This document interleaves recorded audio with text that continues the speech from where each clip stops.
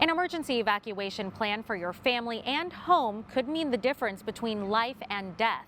A fire can spread rapidly through your home, leaving you as little as 1 to 2 minutes to escape safely once the smoke alarm sounds. Nikki Chamberlain is a fire inspector with the Tulare Fire Department. With her 2 young sons, she shows us how we can plan an emergency escape with children. If there's a fire in your home, you always want to have a plan. You always want to have a plan of emergency. You want to make sure every single member of your family knows your plan, because if one of you gets separated, you all know where to go.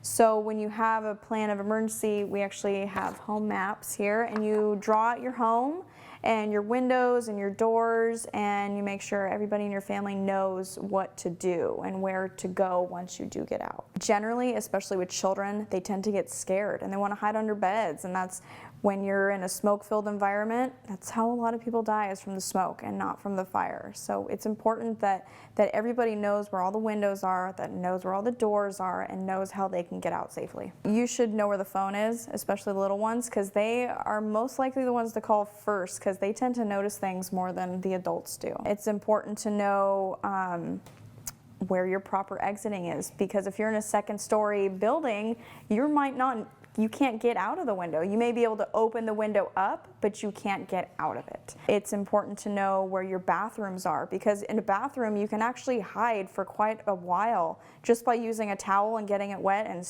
putting it under the door jamb. So it's important to know little things like that. They're little techniques that can help make that time longer. When you have a whole family, they get lost in the chaos when you don't have a plan.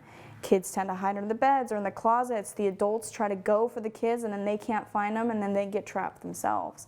So it's always best to plan as a family, to be together and to get out together. The best thing to do is stay out. If you're all out of the home, stay out of the home. If somebody is trapped inside, wait till somebody comes. Stay out of the home. Go to your meeting place. Always have your meeting place. It's important to have one. You can go to the tree across the street. You want to get as far away from the building as you can, but you need to stay within a certain amount of distance so the fire department does know that this is your home.